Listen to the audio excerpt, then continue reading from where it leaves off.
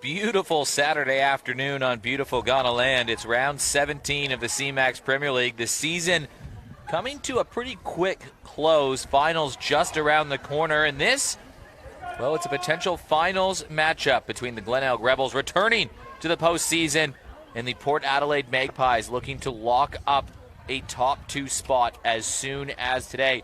Good afternoon, good evening, good morning, wherever you are watching from around the country and around the world.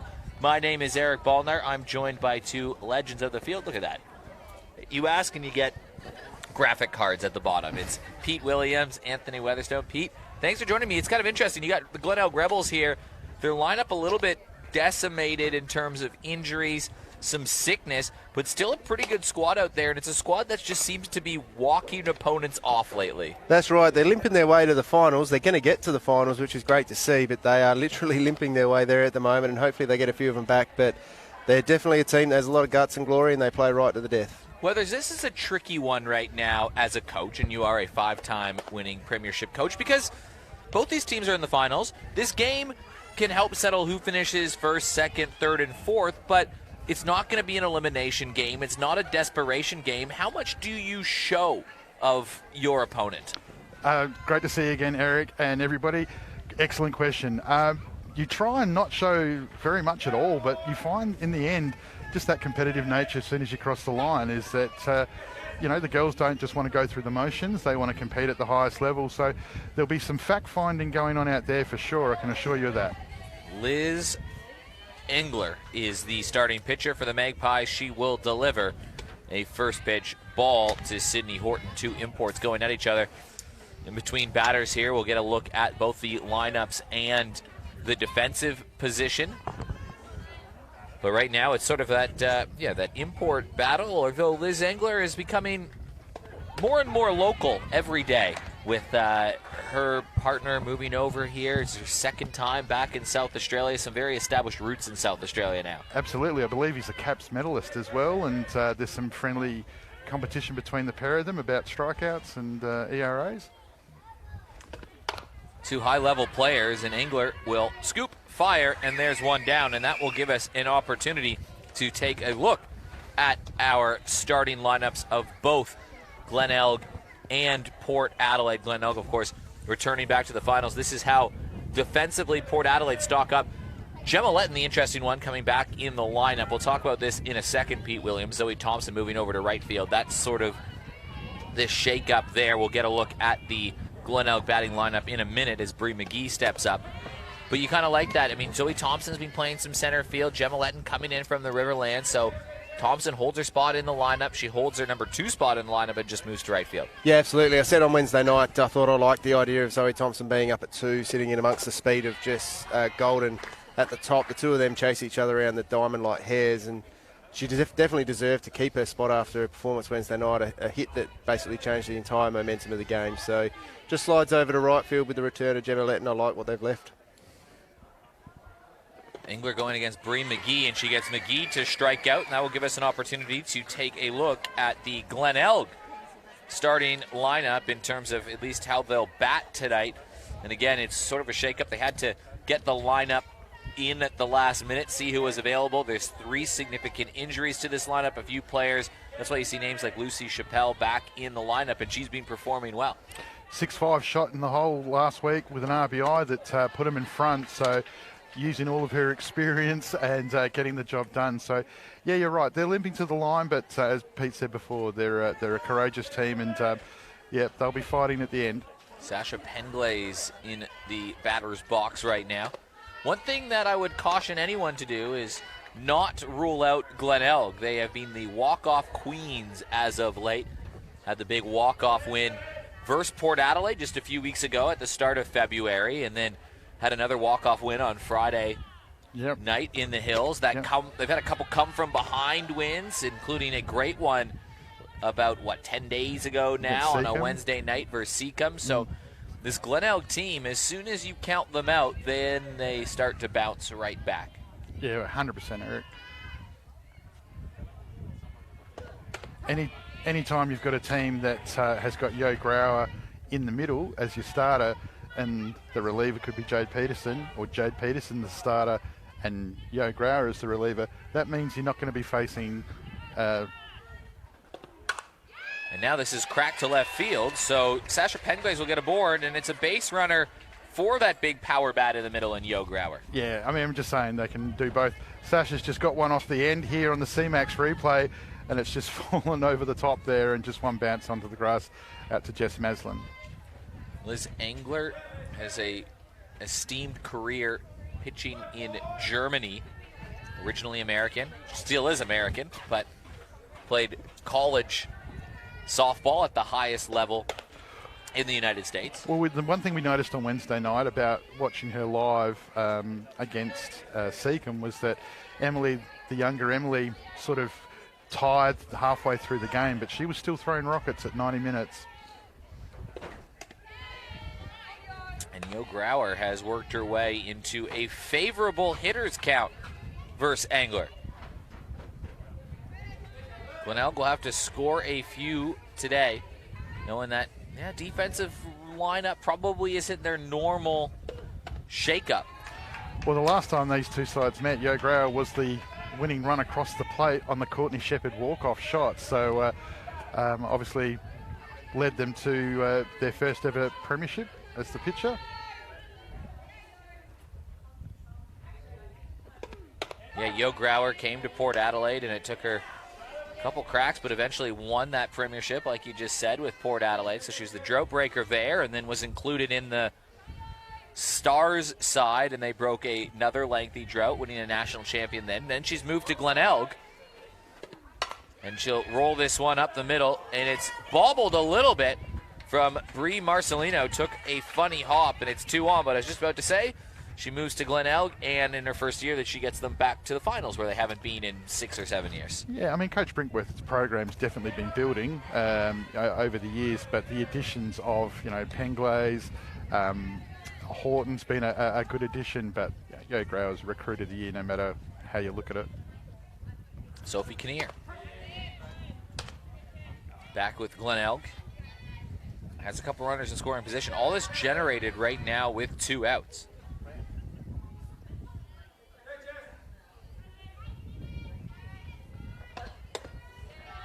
Effort ball there from Engler. She's got a really deceptive change of pace that just with her action, there's no noticeable key that sort of gives you the appearance that she is changing her pace. So, very dangerous pitcher. Ooh. Dangerous in multiple respects, no, but that just kind of slipped out of her hands and rode up well inside. You could hear the thud. And now it's bases loaded for Lucy Chappelle. Yeah, that one's going to sting for a little bit on the inside of the back leg there. That's going to be a little bit tough and sore. She's rubbing it. She's trying not to. She's trying not to show the pain, but that was a fair thud that we all heard when it came through. So I think loaded the bases up, which remember the other night you're saying all this generated with 2 outs. Exactly what Port did to Seacombe. They had 2 out, and then they got the next 6 hits in a row. The runners just came around. We called the game last Wednesday night where all the runs were scored with 2 outs on the board in that Glenelg and Seacombe game. And then on Wednesday night, Seacombe involved in another game, and a bulk of the runs were scored with 2 outs. So Lucy Chappelle, who was a star of the C-Max Premier League going back, how many years? Oh, a while. So he doesn't want to say a number. Yeah, she was a very influential player back at the Seacombe Tigers. She's been playing in the lower grades, more just enjoying her softball after an esteemed career. Coming out on a Saturday morning, afternoon, but injuries and illness have forced Glenelg to take a look down the depths of their club. And Lucy Chappelle, who is making a return after, well, more than a decade, I would say, back to the Premier League.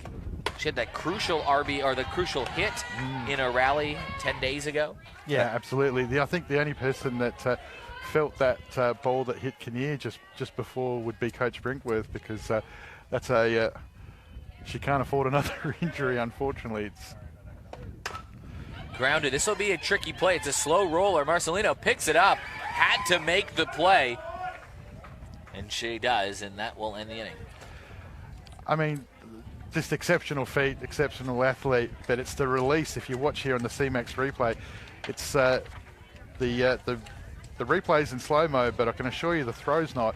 That ability to just bring the ball up from her hands and release and make that out, and she's got the runner 2/3 of the way up the line, which is insane. So, yeah, a very special talent there at shortstop for the Magpies. Well, let's take a look defensively how Glenelg shape up for this C-Max Premier League game. And there's a look at it. Yo Grauer playing second base. Yeah, a lot of these are bouncing off a B-grade game just a minute ago as well. They're Glenelg, as we said, hit by injuries, and their C-grade today are actually both playing a double header at the same time slot, so they haven't been able to pick from there to put into their Bs. So some of these A's had a little drop for a warm-up, and now they're back. The important mix here is Jade Peterson pitching to Sydney Horton. Jade Peterson, a strikeout pitcher. Defense moved around a lot. It means that that's the strategy they're going with is we won't even test the defense because we're going to try to keep the ball out of play. Yeah, I mean, you've got the strikeout queen in the circle to start with, so Jade's not going to hold anything back. She'll back herself and has every right to, considering her numbers, obviously, and her experience. But it's a very tough Port Magpies lineup. They bat deep. They bat deep. They play hard. They play fast. That top of the lineup of Golden and Thompson is dangerously quick, and it doesn't really let up. Gemma Letton, one of the quickest players in the league. Athletes all throughout this lineup. Montana Edwards batting seventh. That was Lee Holes, one of his favorite players to watch. That's an athletic player that you have batting 6-7 if you have Letton and Edwards after each other. You've got 5 or 6 players in your lineup that can hit the ball over the fence 240 feet, and the pitcher's throwing just under 100 Ks at 40 feet. Yeah, there's danger everywhere in their lineup, and it starts right here with the reigning Cath Coral medalist Jess Golden, who has the ability to drop a running bunt. She can do it all, but she can also put the ball in the dog club at the drop of a hat. So it'll be interesting to see whether or not it's a watchful Port or an aggressive Port. Port Adelaide have been mixing and matching a lineup most of the season, and they are still in first place with 32 points, 4 games to go. West Torrens trail them. There is a scenario where Port Adelaide can clinch a minor premiership today. It might not be a likely one, but West Torrens playing the doubleheader. If they lose both their games and Port Adelaide win this game, they will be the minor premiers this season.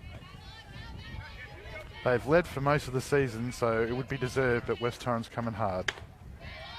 For Port Adelaide to relinquish the top spot, they need to drop 2 of their final 4 games. The magic number currently is 3. There's a 1-point difference in there. Glenelg, they sit in third with 27 points. They only have 2 games to go, though. So if they want to get in the top 2, and that's significant because in the top 2, you get a double chance in the finals. You get to play in that 1-2 game for an automatic chance in the grand final. If you lose that 1-2 game, then you play the winner of 3-4.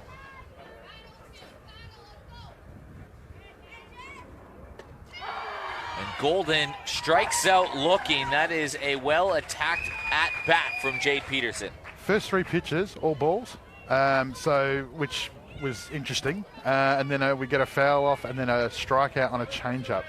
So part of me sort of thinks that Porter here looking to take counts deep to get as much intel as they can.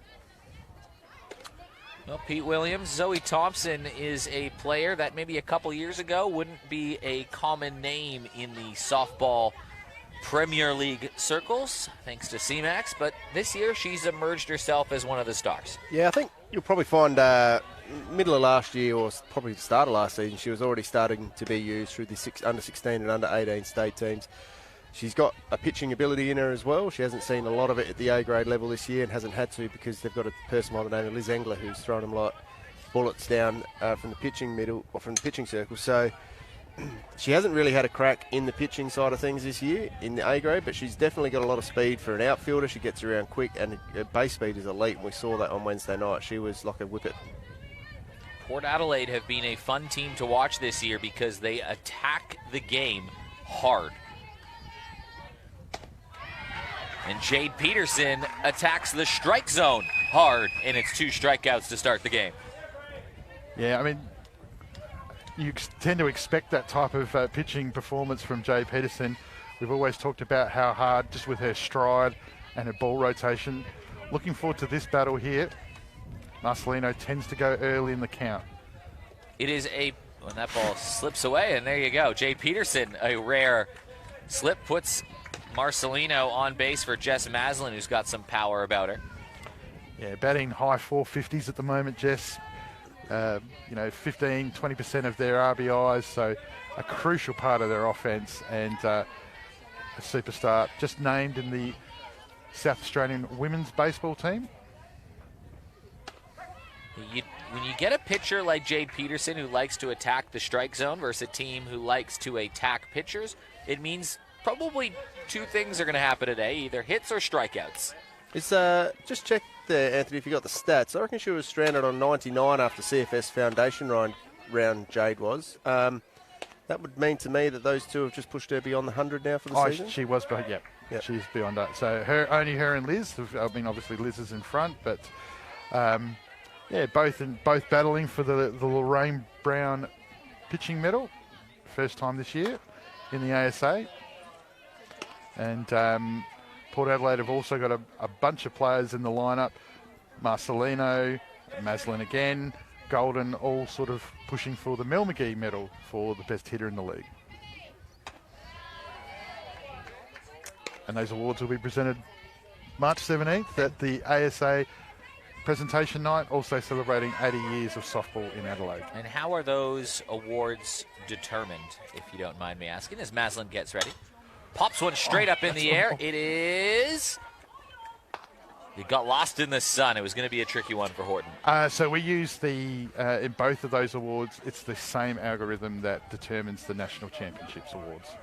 So I'm not entirely sure if that's public knowledge. I don't know. So I would assume it would be, but just to risk it. But in the same way that a National Pitching Award is and a National Hitting Award at a National Championships, we use the same. The only change to the algorithm is the amount of games.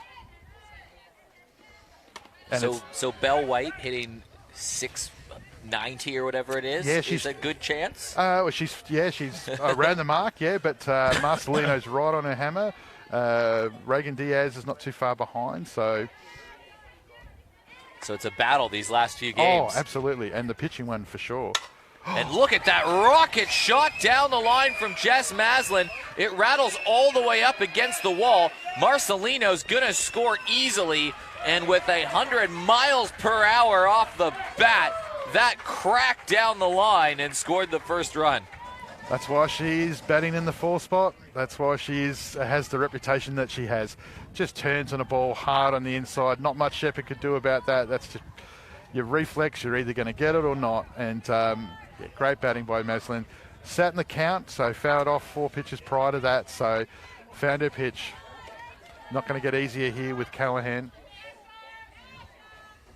That ball was absolutely crunched. Like we said, Port Adelaide like to attack, and Jess Maslin, when she sees a pitch that she thinks she can gobble up, she will make no hesitation in knocking it as hard as she can. Now a hard swing from Callahan. It was right in the dirt.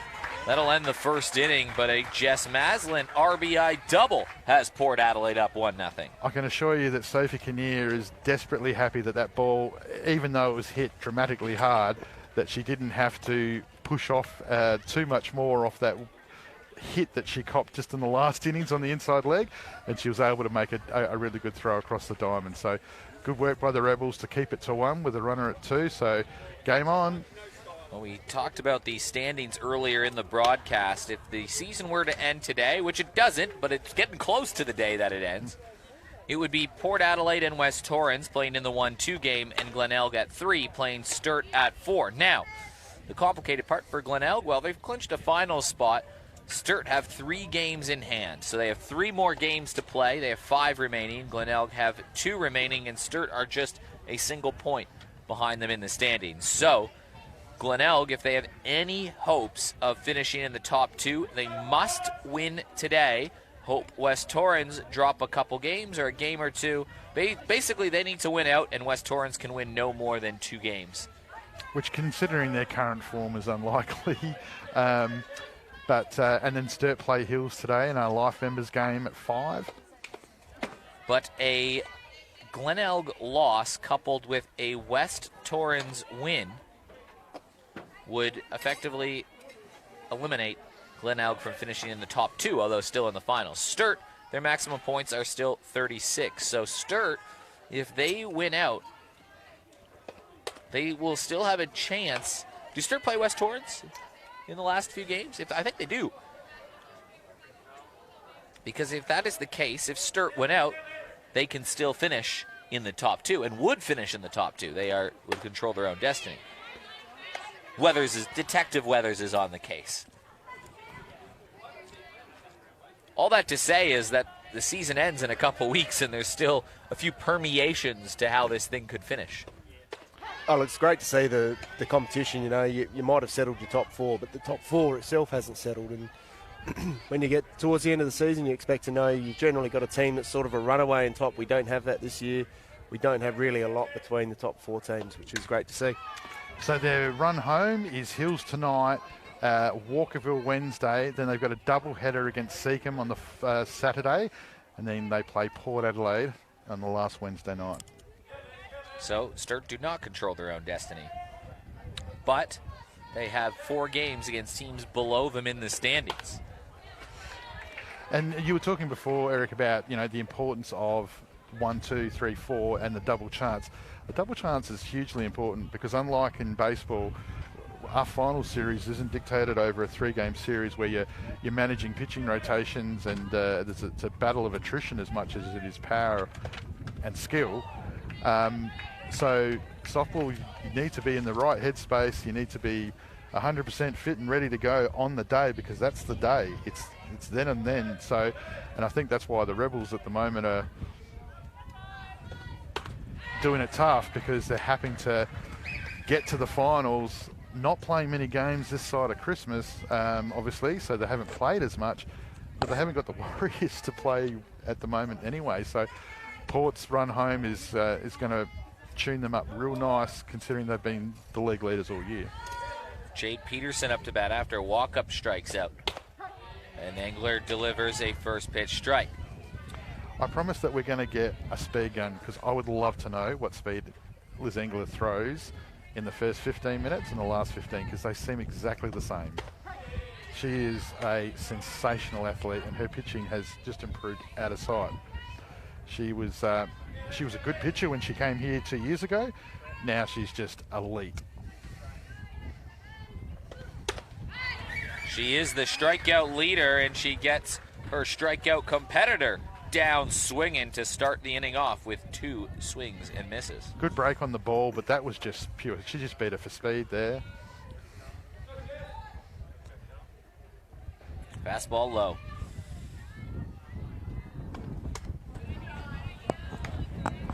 I don't think her speed changes that much. I'd love to when I'm looking at it. It looks 100k plus to me. I just want to be able to verify. And as you said earlier, she's got the stamina. She just goes all day. We And see then, over the back, West Torrens and Seacombe playing each other. They're going to have to really use their pitches, over the back there to make sure you get through both games. But when you've got someone like Liz who can sit there and just throw a ball down 7 innings for fun, it's not really change the speed at all. It's pretty impressive to have in your lineup. she's got her grip as she comes through, her thumb side, you can see it's very strong on the open hand. So it's really difficult to tell whether or not she's actually turning her hand on the ball, which of course means that her changeup becomes an absolute nightmare because she grips the ball the same way as she releases it and she just bounces it off like she did 2 pitches ago against Courtney Shepherd here. She's got 2 strikes, also 2 balls on Courtney Shepherd with 2 outs. Brings the count full, but she is attempting to strike out the side here in the top of the 2nd inning with a 1-0 lead.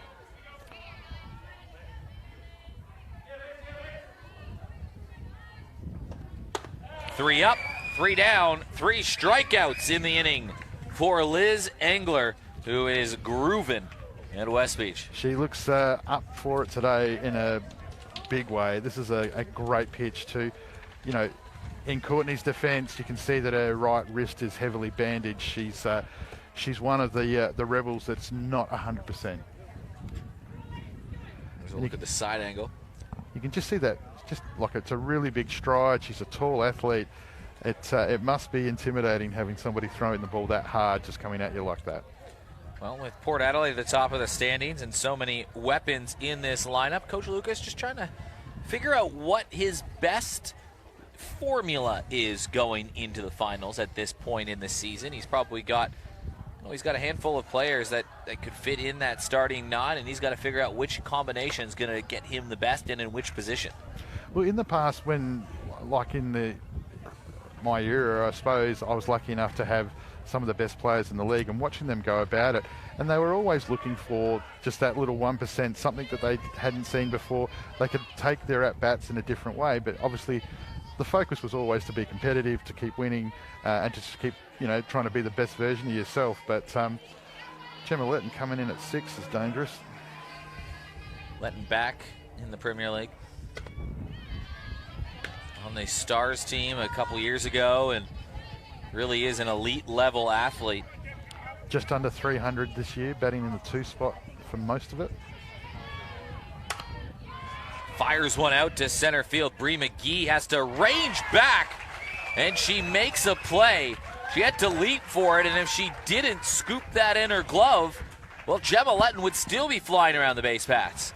CFS round, she was the player of the game, and for somebody that wasn't going to play A grade this season, she has just rolled back into the CMAX Premier League A grade like she never left it, and that was just pure skill and class by one of the greats in the Glenelg Rebel lineup. A great look at that on the CMAX replays. Montana Edwards up to bat. Yeah, Montana's, as we said, she's been playing fairly nicely there for Port this year. She's a very handy pickup to have in the spot. Do you see that one go through? Yeah, just nubs it towards center field, splits the gap, and it's another base runner for Port Adelaide. She's been a really good filling in that hole in that second spot for them, just completes their infield nicely, and, again, to have her batting down in the 7th spot. She batted 6 the other night. She's dropped down one with Gemma Letton coming back in, but very handy person to have in your lineup. Brings up McKenna Smith.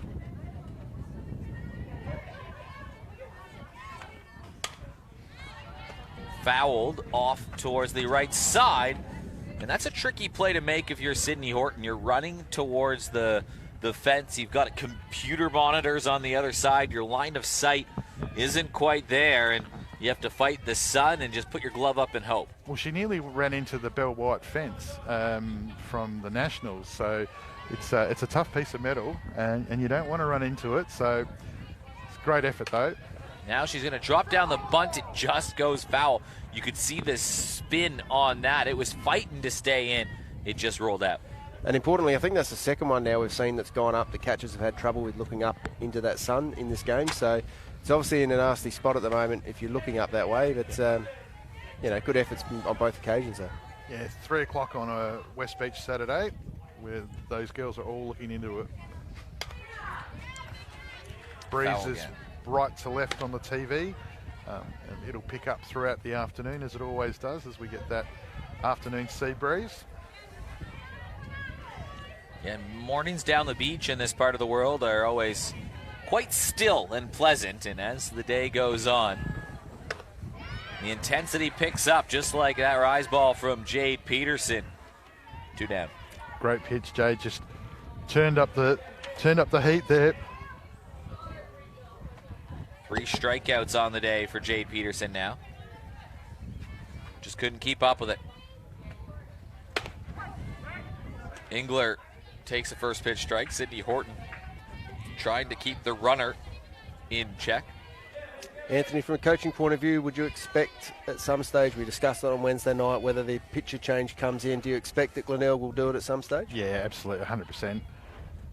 I was just thinking, like I literally was thinking about that very topic, Pete, like when Eric said before, like, what are you trying to get out of these games and stuff like that.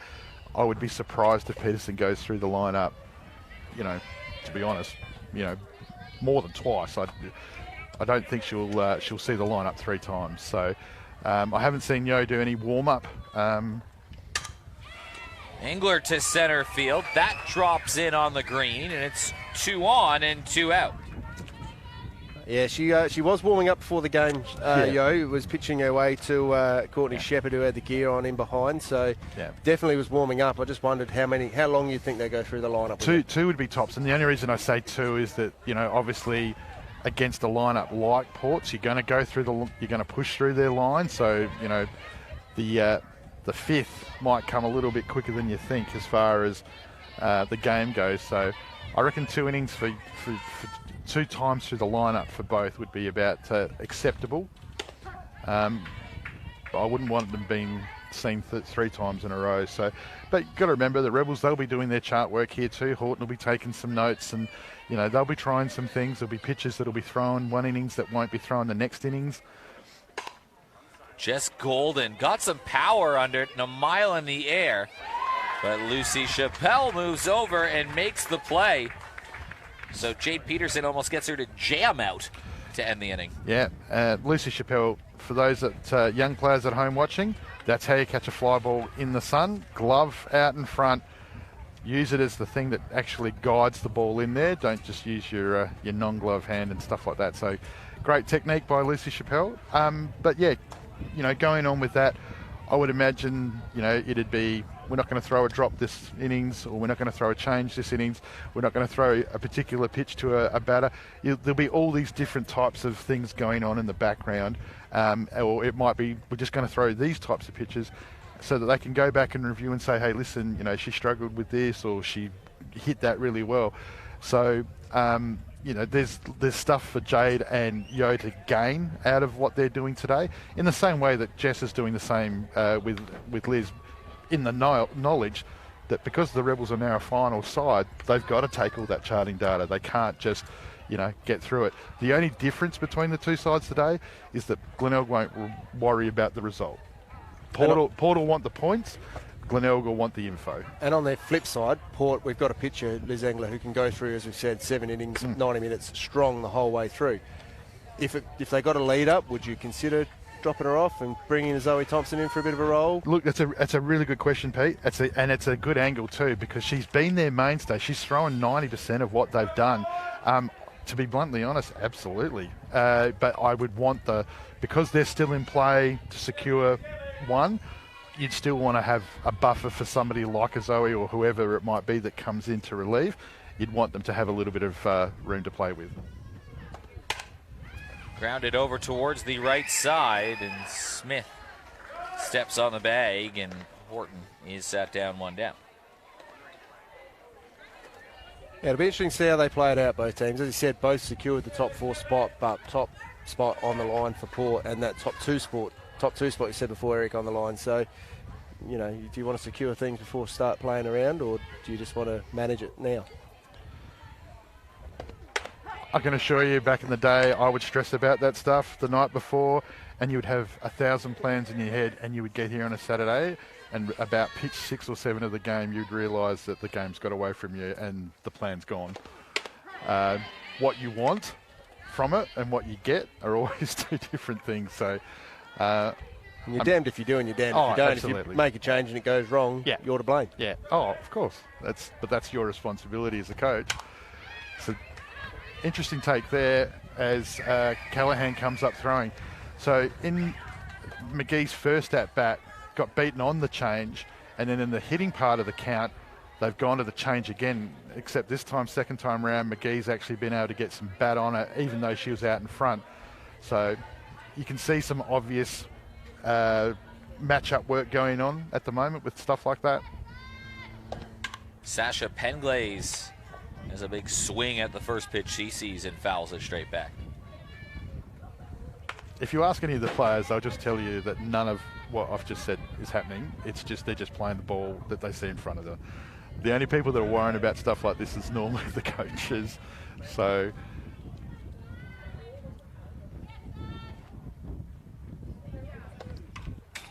yeah, the game changes as you change levels and the way you attack and approach and look at the game. Yeah, and as a coach, your role is to just make sure that your players are as prepared as best they can.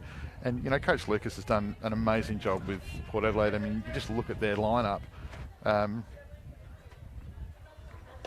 this was a team, 5-6 years ago, that didn't win a game in the minor rounds, and then made the finals for a few years in a row, 3-4 years in a row. Didn't quite crack through to the grand final, and when they did, they won. And Liz Zangler gets her 5th strikeout of the day. Yeah, and you look at that game too. It was Callahan. It was a young gun that came up with the hit. It wasn't Grauer. It wasn't Maslin. It wasn't one of the recognised stars at the time. But Callahan just grows into it. Liz continually getting great break on this low ball. It's not a change-up. It's not a drop ball. It's a slow drop, I suppose, if you want to call it that, an off-speed drop. And she's doing some serious damage with it.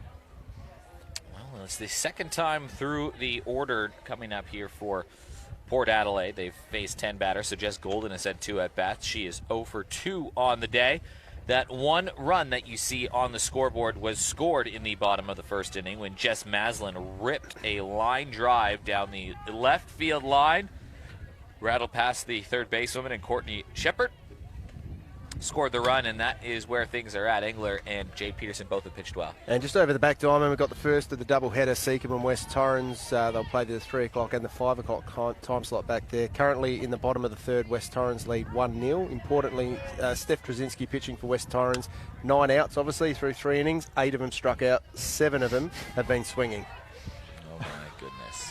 How many hits? 1 hit against her. Oh! Yeah, she'd be disappointed. Yeah, Steph has come back with vengeance. I don't know on who, and I don't know on what, but she is pitching with a purpose right now. Interesting, the hit against her was Bree Lint hitting a 3-bagger, so Bree would be pretty happy.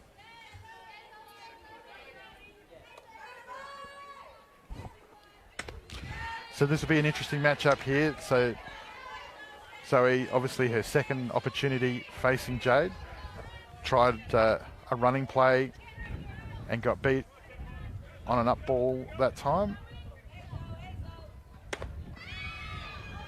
And inside, Zoe Thompson starting to catch the eye of some national selectors as well. And so she should be. Opportunity is what she needs. Well, especially someone in her age group. I mean, it's 2024 right now. In 2028, there is an Olympic year again, and you know, she'll be in that age group of players that will be trying to push their way on the side, and especially if there's Olympics in 2032, if softball's included there. It's grounded up the middle. It takes a funny hop might have been off the foot of Sophie Kinnear, and Zoe Thompson, who's got some speed, is aboard. Well, I mean, yeah, you can see that Zoe's already basically at first base, but Sophie just met the ball as it came down, and as she did, it just sort of kicked off the dirt. Marcelino had one just 2 innings before, which sort of did a similar type thing, didn't bounce as high, but... Sort of the pressure that speed puts on a defender, and Kinnear had to make that play so quickly. Go attack the ball, get it down, pick it up, scoop it out. There's a million things to do in your mind, and that ball drops, hits her leg and boots it to the outfield, but Zoe Thompson was probably there anyway. Yeah, I'll be watching Zoe here too. She's getting a pretty good lead off. Sydney's been pretty good behind the plate, but she's looking to go, and any hit to the outfield will, even if it's a fly, she can nearly get home from 2. Jammed into foul territory. Horton hustled, but it drops in front of her. She must be getting frustrated with that Sydney Horton, that she's had about 3 or 4 that she's nearly got to, and just it hasn't worked out. But Marcelino there, you can just see it's a great swing. Obviously, they're just trying to keep the ball inside, not let her clear her hands. So, runner on with 3, 4, and 5 due up in the lineup. But a couple strikes on Brie Marcelino, who was hit by a pitch, and then her position scored.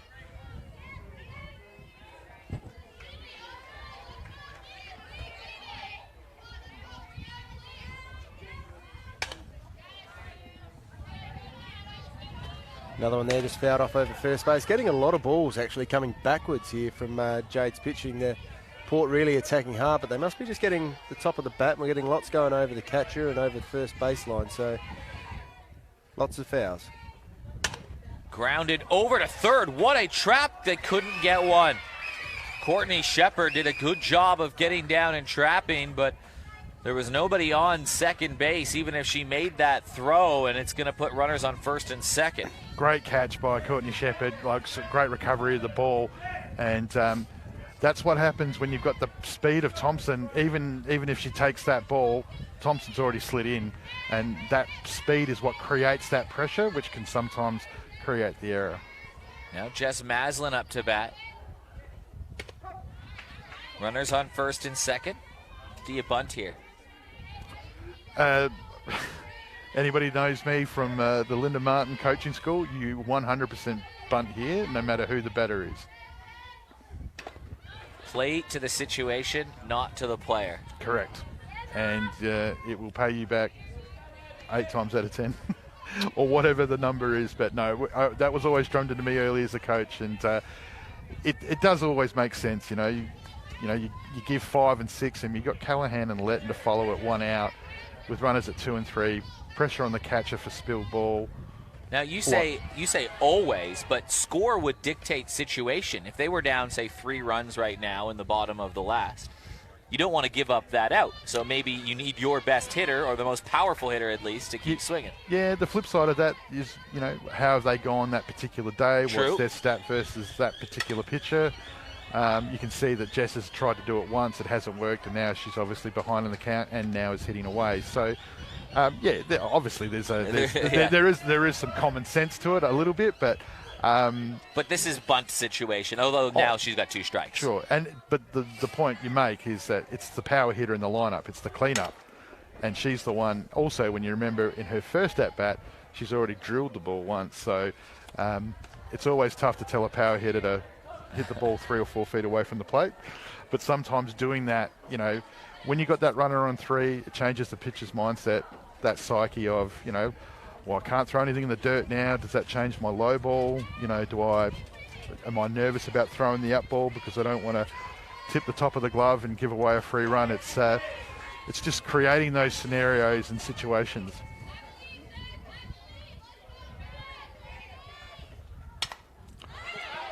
Horton making another charge at one, and she slams into the fence. And again, Sydney Horton trying to hustle down a ball that is just out of her reach. She's going to be somebody on her bench, should be currently on the phone booking her a massage, because her neck and shoulders is going to need some work. Meanwhile, if you're Coach Brinkworth, you're saying, I love the hustle, I love the aggression, but we're already down about 4 players in our lineup. Yeah. Maybe let's save the body for the finals. Well, you got your other catcher at third base, currently in a wrist guard, and just got it coming off of a knee injury. So yeah, but that's the type of competitor that she is as well. She knows one mode, and that's full throttle. Maslin. Great pitch. And we're in trouble here because we're out of balls at the moment. All the foul balls have gone. That ball that was a foul just a minute ago had to be returned so they could play. So little hold in play here while we search for the yellow balls that are all over the shop. And Jess Maslin she's just smiling. She has literally fouled everything out of play. And that one was an interesting one on that pitch. I don't know if we'll see it on the C-Max replay, is that ball was well up, and it was a late decision from Jess Maslin basically to defend. That wasn't trying to, it was basically, okay, we got to make some contact to keep this thing alive here. There's been a fair bit of inside work today. Here's a look at the pitch again. So Jess Maslin engaged in quite a long battle. Has 2 base runners on here. She's been on 2 strikes for an eternity. And Maslin drills one down the left field line, and it just goes foul. 2 feet away from a 2-run RBI. She is a tricky out, Jess Maslin.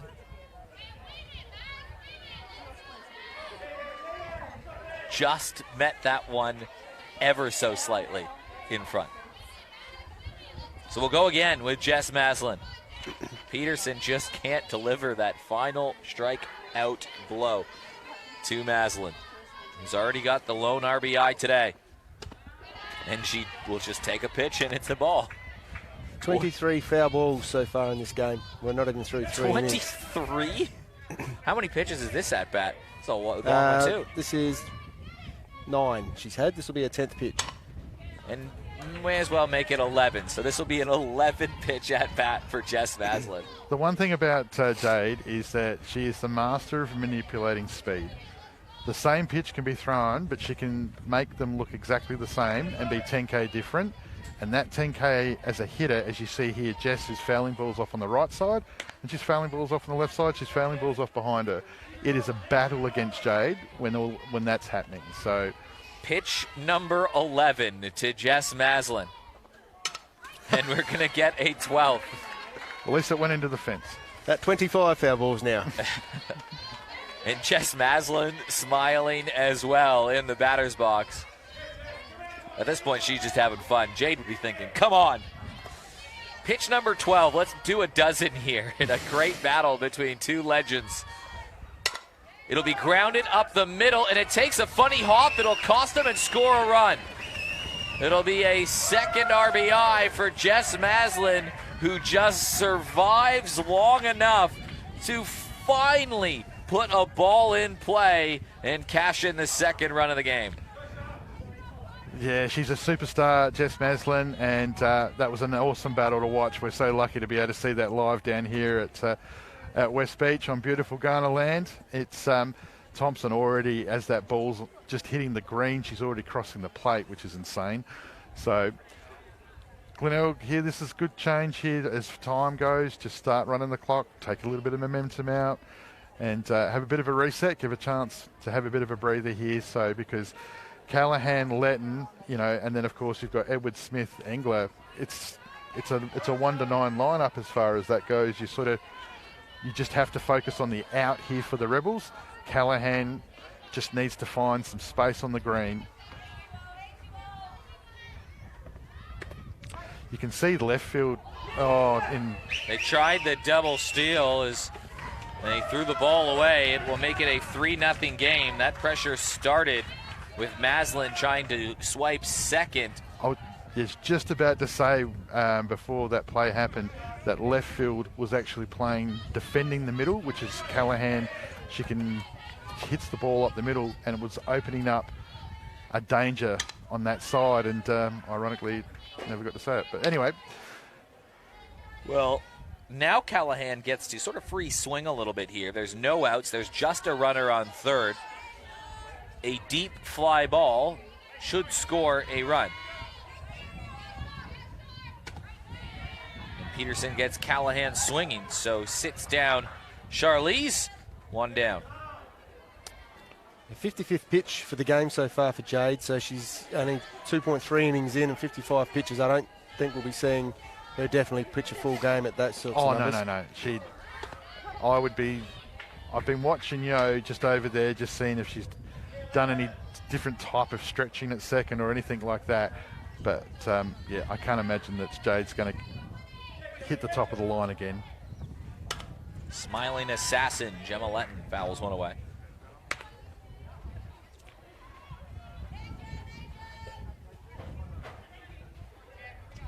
Montana Edwards on deck. 2 runs already this inning for Port Adelaide, who have put some pressure on the base pass, and Letton gets a good piece of it, but that goes foul again.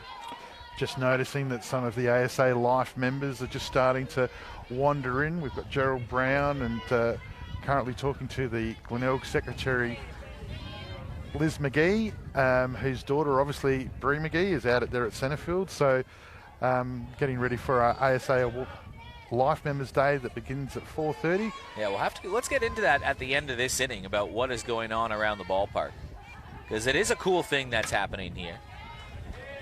Foul ball count, Pete? A lot. I've run out of fingers. I'm just having to take my shoes off to get through the next 30 and 40. Or should say. Letton, shot to right field. That drops. It scores another run. And it's a big inning for Port Adelaide, who are now up 4-0. They have put the ball in play here in the third and extended their lead, and are looking to extend the gap at the top of the table too. Yeah, good piece of batting with Gemma. Just took her hands and went with it. Edwards shoots one to right field. Letton will advance to third. It's runners on the corners and one out, and now it is a peppering from Port Adelaide. I was just thinking just then, before Coach Brinkworth came out, is she throwing to a plan as far as innings goes or times through the lineups? But then obviously when you have that many hits in a situation where they've obviously scored some runs, do they call it early? And Coach Brinkworth has seen, it appears enough now that number 7, Edwards, has picked up a single, and McKenna, Smith and Engler at least going to give Yo a batter or two to maybe get warm before she comes back through the top of the lineup for Golden, Thompson, Marcelino, and back to Maslin again already. Brinkworth pointing out a couple changes in the field. So we've got a positional changes here. Jade Peterson going over to first, Lucy Chappell out to right field, Sophie Walkope going up to centre field, and Bree McGee coming into second, and obviously Yo Grauer into the middle. So a couple changes. So walk up at center. Yeah, so right goes to centre, centre comes to second, second to pitch, pitch to first, first to right. That whole right side of the diamond completely shook up. So Yo Grauer will pitch. And I reckon, you know, in Coach Lucas's pre-game address, I'm sure there would have been a little bit of, you know, if they start Jade, let's force them to bring Yo on and bring her on as early as they can in that regard. So I mean, obviously the scoreboard shows that they're leading, but probably from Coach Lucas's perspective, he's probably saying that, you know, we're ahead of the group here. We've brought her in a couple of batters earlier than expected. And this is all going to be super important. Got to remember, Yo spent a long time with the Magpies, so obviously she's going to be very familiar to them. But in this type of environment, different catches, it'll be a very interesting battle to see what's happening here. I would suggest that there would be definitely things put away, whether or not her legendary screwball makes an appearance today, or you know, maybe the change goes out, whatever it might be. But the Magpies aren't going to stop swinging here. Just an amendment to that change. They made a late decision after that. Instead, Bree McGee's going to stay at centre. Sasha Penglaze is going to come into first. And Sophie Walkope will go over from right field to left field. Well, we got to reset this field then. So in left we have Waka. Yep. Center McGee. Yep. Right Chappelle. Yep. At first base is Penglaze, sorry. So first base is Peterson. Is Peterson, and Penglaze at second. Yep. And the only people that don't move is Bree McGee, who stays at center, Courtney Shepard at third, and Sydney Horton at catcher. Kinnear at short still. Few changes to take note of here, but there are still 2 runners aboard as Grauer comes in to face McKenna Smith. Good coaching by Coach Lucas here. He's got 1 out with a 1-3 split, the number 8 hitter at the plate, and he's forcing Smith to have to look at her short game versus a picture of Yo's quality to still try and engineer a situation in a game that they're 4-0 up. Knocked towards left field. It's in foul territory. Nobody close to make a play on it.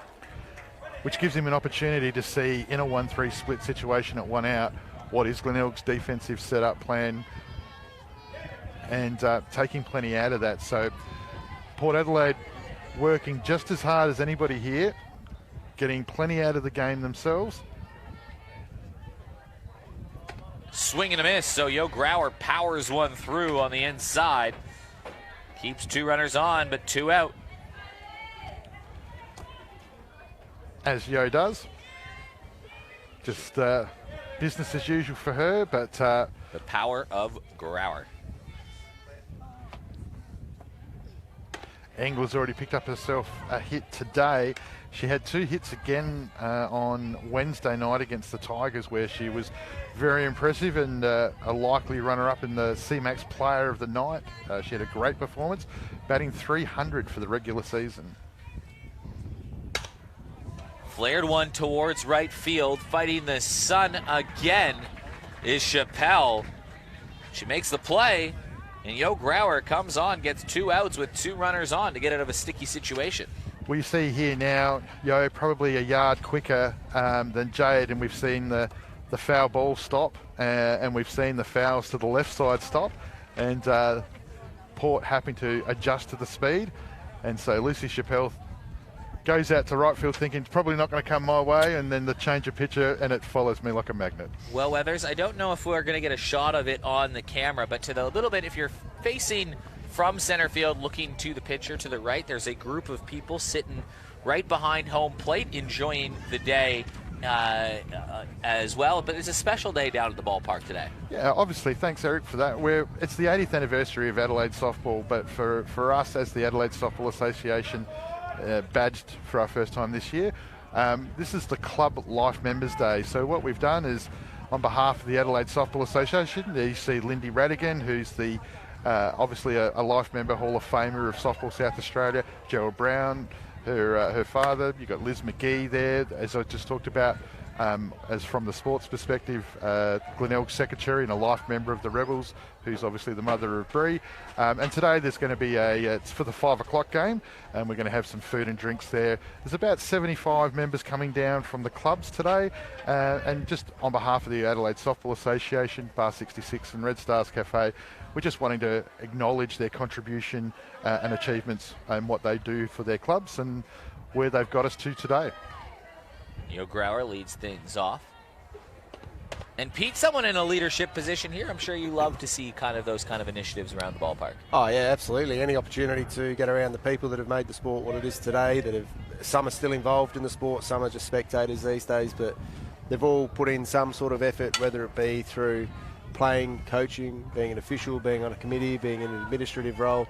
You know, there's a lot of people behind the scenes in a softball club and in a softball association that make Saturdays happen and make Wednesdays happen, and it's a really good opportunity that the club, or really good to see the clubs actually rewarding those people with life membership, but then good to see the associations getting behind them and also giving them a good pat on the back for all the work they've done, and some continue to do.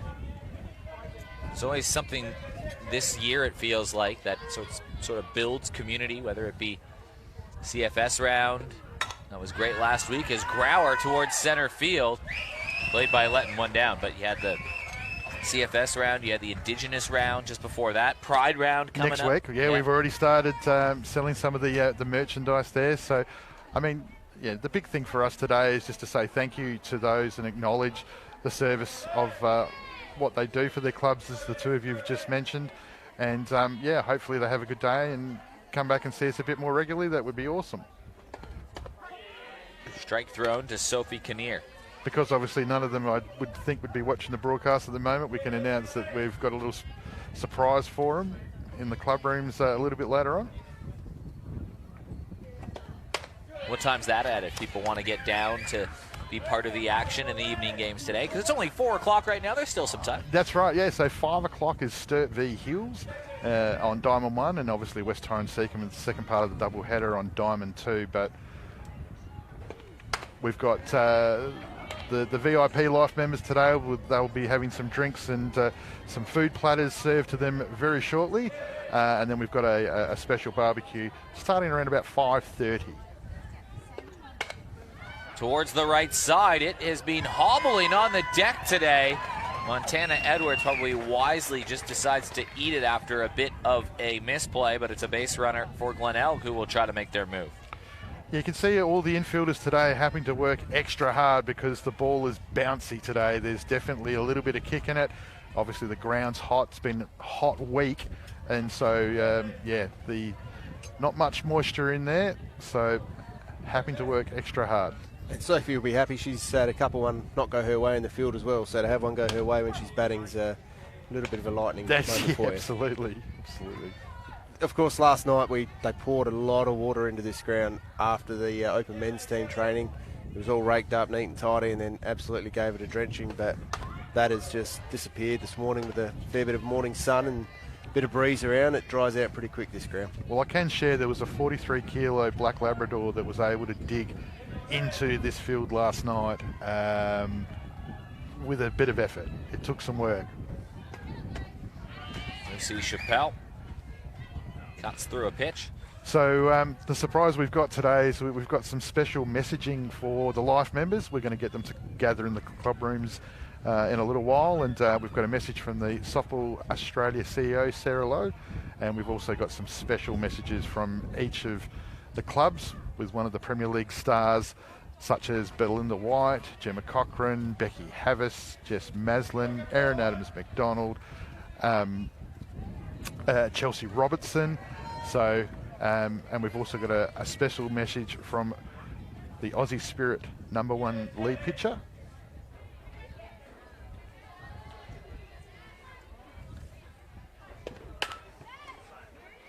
Grounded towards second. They'll try to turn two. Yes, sir. A double play. Edwards to Marcelino to Smith. And that ends the inning. An inning-ending double play. We haven't seen a lot of those this year, but you love to see them. Marcelino's the only player that could make that play in this league, I reckon. It's just that transition and the strength of that throw and the accuracy. It just shows how first class she is, and it's always been a joy to watch her play.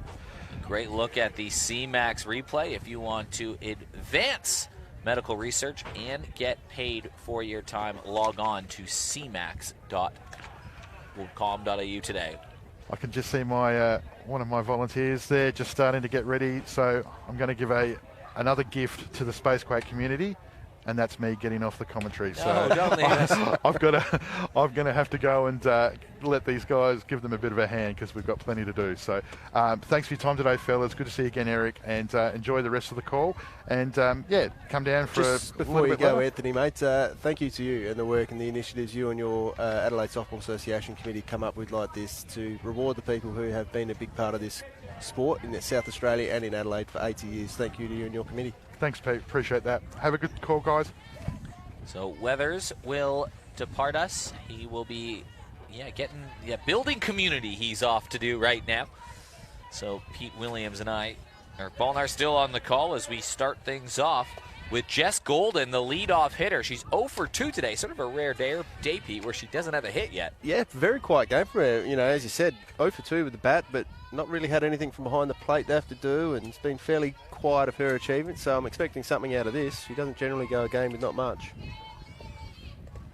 Ball in the dirt. This is the second pitcher that she has faced today. Jade Peterson went through 3 1/3. 3 runs were tacked on through some pressure in the third. Thompson, Marcelino, Maslin all reached. Letton, Edwards added some more hits. 3 runs were scored. 8 batters came to the plate in the third. And that right now is the getaway inning for the Port Adelaide Magpies. Yeah, a couple of errors, a couple of field of choice type things. Just managed to get a base or two here or there. A little bit of aggressive base running from Jess Maslin. She was on the steal, and then the ball that got thrown out to left field from the catcher managed to get her around to third, put her again in scoring position, which then got her home. So, that was that from that fairly lengthy turn at bat that she had, where she was out there probably nearly 3 batters worth with 12 pitches for her turn at bat. So that was a pretty aggressive last turn at bat from Port Adelaide. Big swing from Jess Golden. So And, it's a full count.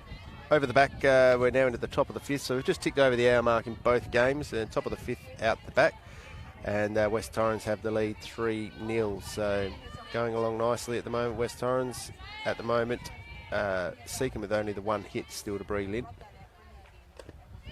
Check swing, did she go? Yes. So it is a strikeout, the second for Yo Grauer, and Golden, that's her second strikeout of the day. Yeah, it's she's had some reasonable turns at bat. At first at bat was sort of 5-6 balls, but she just can't get bat on ball and get herself round, which is not normal for her. So again, though, the luck of Port Adelaide, they've got such a strong batting lineup. When one's off, the rest just pick it up. Thompson got the party started in the third. Knocked a ball over towards short, used her speed to leg it out on a ball that was off the boot of Sophie Kinnear. Thompson reached and then scored in that getaway inning. 3 runs scored in the bottom of the 4th. Pitch up high, slicks off that glove of Sydney Horton. Yeah, she's had a bit of a quieter day today again, Zoe. Hasn't done a lot at this stage in the field. But with the bat, as I said, her speed around the bases she's found herself on, and moves pretty quick one, is very dangerous once she's there. And Grauer's looking good right now. Yeah, she's slipped in quite comfortably. She's only had a handful of batters, and as you said, already 2 strikeouts. So she's found her rhythm very quickly, which is good. Swing and a miss. 2 down, 2 strikes, sorry. 2 balls, 2 strikes, 1 down.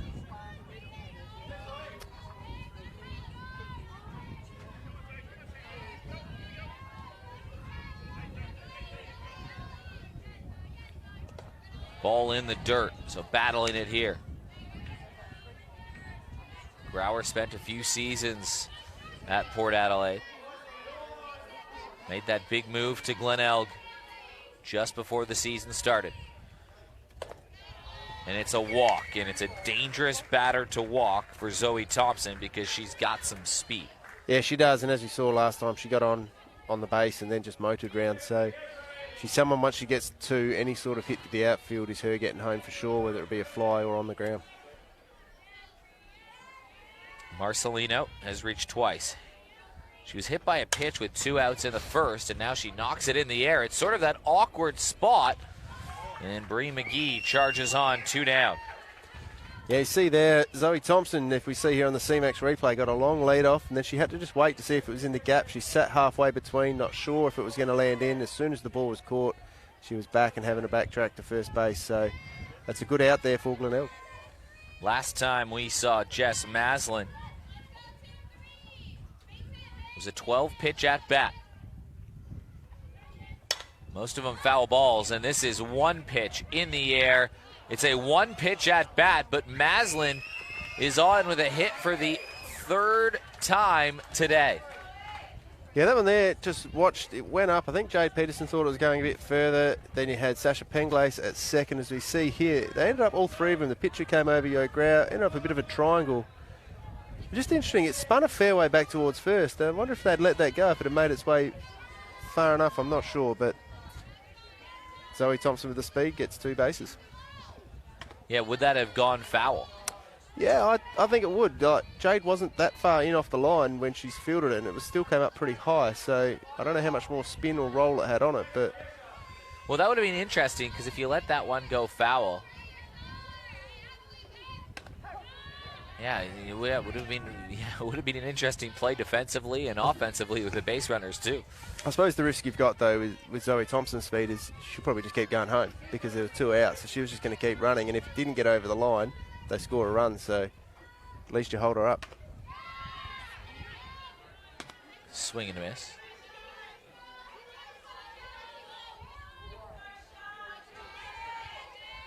Certainly that bright sun setting from the west right now has caused a little bit of havoc. Charlize Callahan 0 for 2 today. Good sprinkling of hits all across the lineup, though, from Port Adelaide.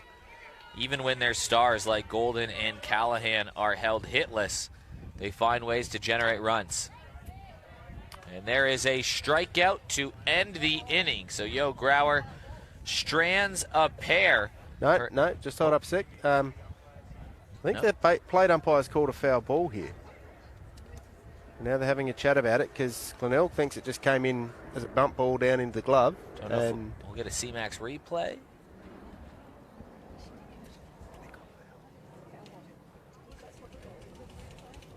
So we're just going to see if we can get a replay up. I don't know. The umpire's having a talk here. It definitely bounced into the glove from what we could hear. Foul ball. So the at-bat continues.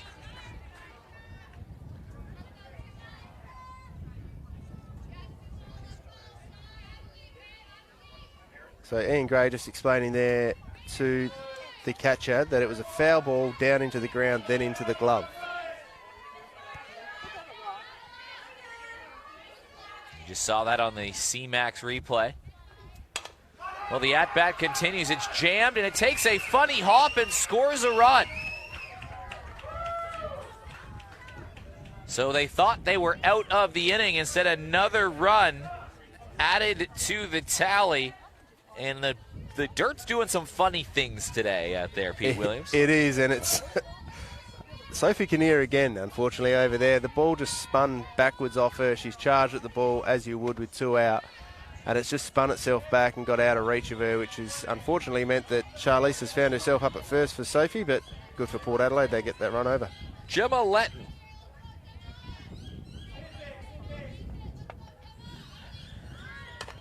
Lays down the bunt. She's going to try to leg this out. It was a bit too deep on that bunt, so Grauer was able to retire her. 1 run allowed. It is now a 5-run lead for Port Adelaide. Scored 1 in the first, 1 in the fourth, 3 in the third.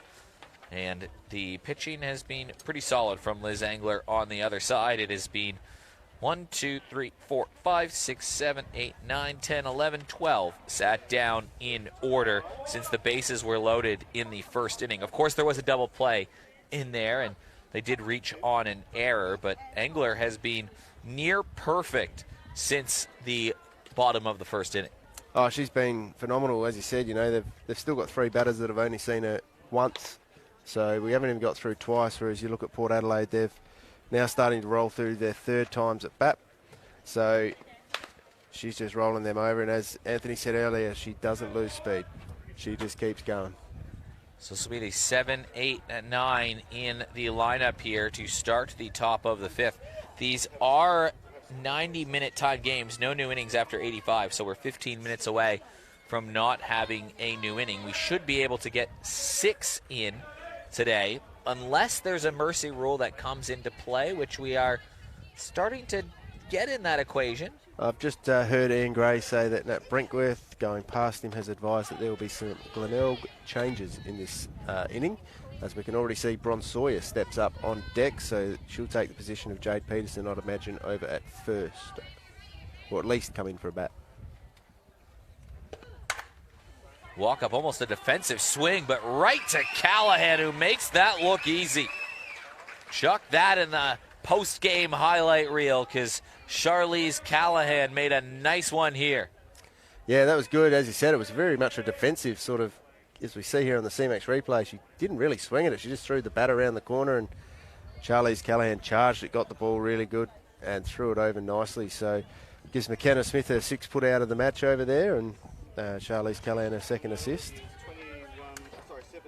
Brings up Bron Sawyer.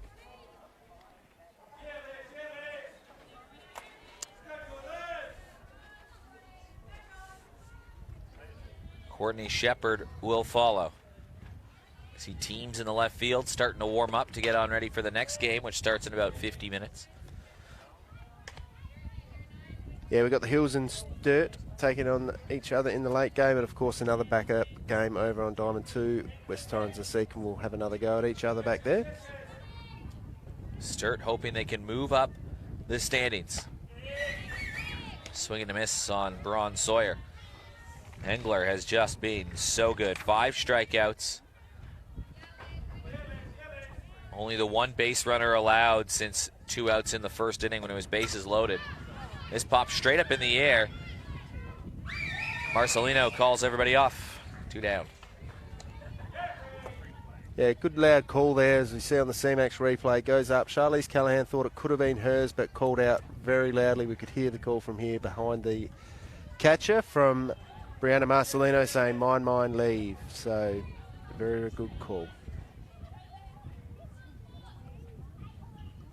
Courtney Shepard back in the Glenelg lineup after missing some time with a couple of injuries, but recently that wrist injury. Yeah, I think she might have missed 1 or 2 games in there, but she's back. She's got it strapped up, and she did cop a whack on it the other night, but apparently it's just got to be strapped again each time. So change of pace from Engler.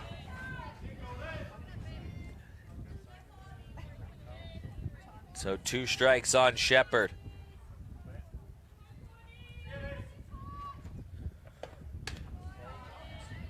And look, at the moment, if you're looking for sort of player of the game at this stage, you'd say it's hard to go past Liz. She's had the 5 strikeouts. She's had an assist in the field. She's had a hit where she managed to get hit out to centre field and get herself on. She had another good hit that went out to right field. Rolled over to second. Edwards makes the play. And that is 13 up, 13 down from Liz Engler and Pete Williams. I think that's probably a pretty good call on where your CMAX player of the game could be sitting. She has had a very good afternoon as we head to the bottom of the fifth. About 12 minutes to call time unless, well, what are the Mercy Row runs are? So we're in the fifth innings now? The fifth inning? So should we look for 7? Yeah, so 2 runs here would end the game. And you'd imagine if you're getting 2 runs, you're probably pushing it beyond the next inning anyway, time slots. So Glenelg, though, they'll be hoping to try and get through these bottom 3, 7, 8, 9 in the lineup. They've got a strikeout. McKenna Smith, who's not first up, but will come out second. She's had 2 at-bats for 2 strikeouts. So, they'll be pretty confident. As you said, Yo's really starting to find the straps and hit them nicely. So she's already had a couple of strikeouts in her 2 innings she's pitched. Braun Sawyer now over at first base. Montana Edwards will lead things off. Magpies look like they are on the verge of moving to 34 points. They've already clinched a spot above Glenelg, but Glenelg trying to stay in a slim mathematical hope of finishing top 2. That pretty much goes away with it would go away with a loss now, unless on the backfield update. Last I saw, it was I think about 5-0. They've managed to put a couple on. Charged in the air into that soft spot again, and it's kind of the afternoon it's been for Port Adelaide. They found the gaps, and Montana Edwards has been on 3 times with 3 hits now. Yeah, I was just having a look there. I was surprised. She's had 3 hits. She's also had 3 assists in the field. So, she's doing her job in there at second. She could be contesting Liz Engler. 5-0, bottom of the 6th out over the back. So that would officially eliminate Glenelg from finishing in the top 2, which means they will be locked in to that game in just a couple Wednesdays from now, the final start. That is on it's on a Saturday, isn't it? Saturday, Wednesday, Saturday finals, I believe. Yeah. It'll be on the 17th of March, I want to say. Saturday the 17th. Does that sound right? Sounds about right. After the men's, I believe. Might be Saturday the 16th. Saturday the 16th or the 17th. 2 or 3 weeks from now is when round 1 of the finals starts. And it looks like Glenelg will be playing in that game.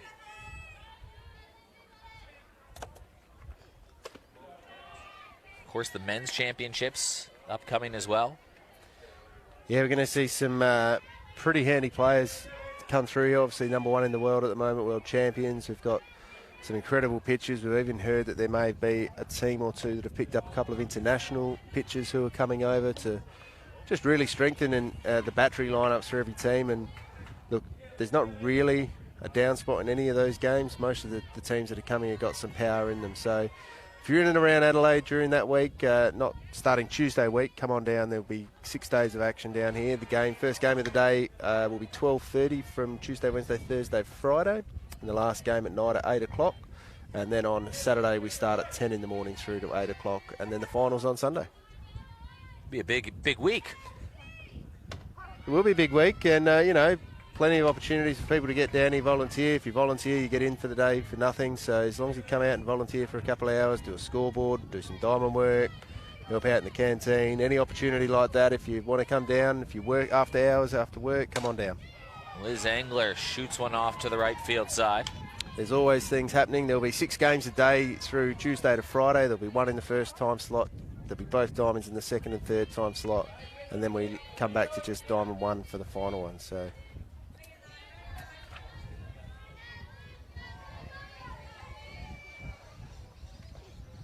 Engler trying to consolidate her player of the game, but she'll swing and miss on that. She does have a hit, though.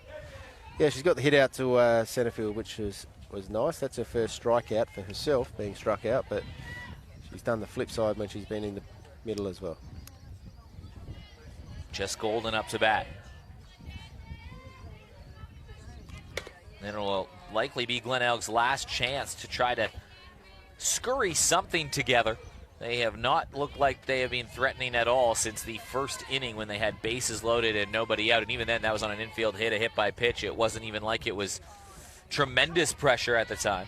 No, they've really not really had the strength, I don't think, through their batting lineup.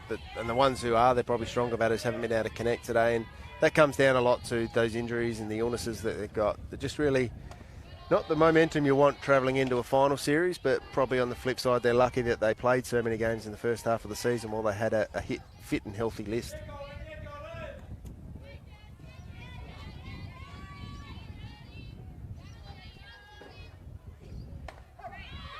Of course, Jess Golden, as we said, 2 strikeouts already for the day and a foul fly to first base. She's been very quiet from her standard, and I wouldn't like to be playing her in the next game because she will come back firing off of this. Chases one upstairs, stays alive in the count, still remains 2-2. But there's been some great batting. Jess Maslin, as you said, she's had 2 hits. It's credited to her name and got on through another error.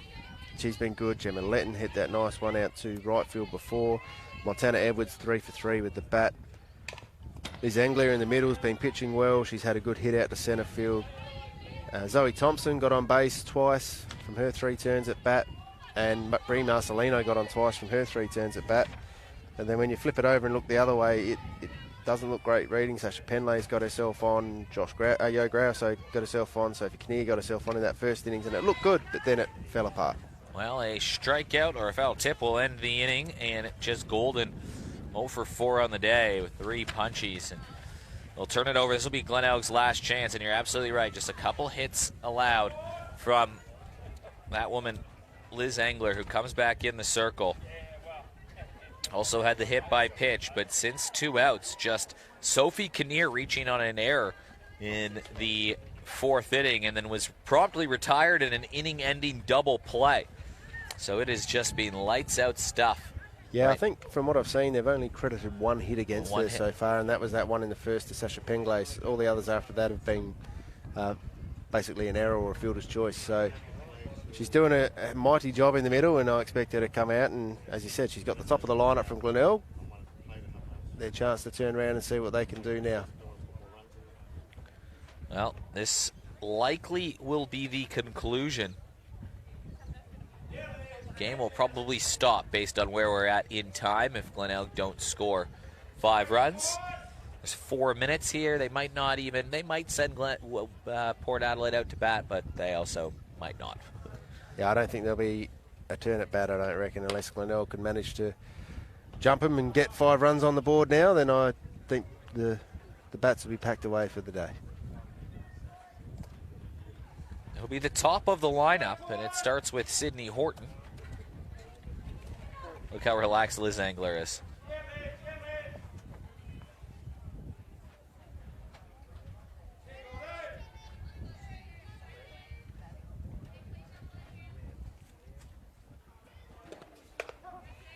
Strike thrown. Still a cracking day down here. Weather absolutely perfect. As you said, if anyone's sitting at home and done their day's chores and want to come on down to West Beach, there's another game, 2 games tonight, 5 o'clock, Diamond 1, Diamond 2, followed by some healthy recognition for all of our life members who will be around the place from all the clubs. So if you're down and around or looking for something to do this evening, get on down.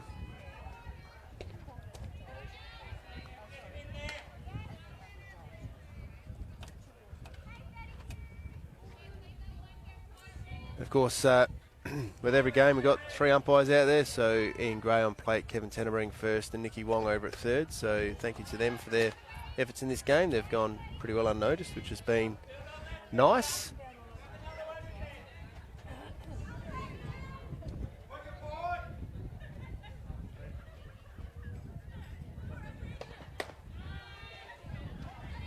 And it is a walk. That's her first walk. Yeah, 1 hit, 1 walk. No runs allowed yet. Bree McGee and Penglaze up next. Can Glenelg, who have made a habit out of coming up with unlikely comebacks, this would be certainly up the list of one of the unlikeliest. And they're off to a start here. The ball was put in play. McGee couldn't quite get to first base in time. Callahan made the play. Yep. we see on the replay here, on the C-Max replay, got hit at Callahan. She just ran over it a little bit and had to go back for it, but was able to get the ball over to first. Sydney Horton turned at 2, but then dived back in and got back in before the tag came on. So runners advanced to 2. Early swing again, took a funny hop, and look at Marcelino go. Impressive stuff from the import. Takes a funny hop, she made the play, and now Yo Grauer represents the final out. These teams met a few weeks ago. Glenelg won that game, but Port Adelaide looking solid now, and now we've got a runner. Sash Penglaze is going to come running for Sydney Horton, who's the catcher, obviously, although she's not going to have to catch after this, I wouldn't imagine. So yeah, we're about to hit that no new innings rule, and Port Adelaide already have a 5-0 lead, so if they were to theoretically get this last out, well, it wouldn't really matter because no new inning could start. They couldn't start the 7th anyways. Outcome of the game cannot change. The only way this game continues is if Glenelg, with a 2 outs on the board and a runner on third, can score 5 runs.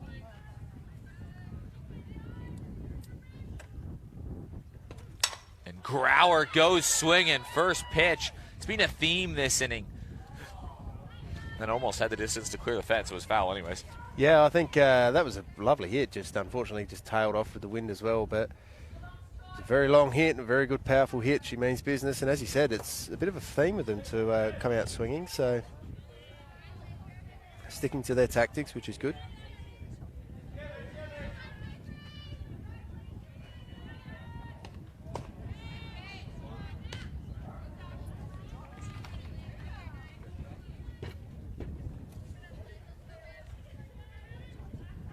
Grauer trying to keep the game alive.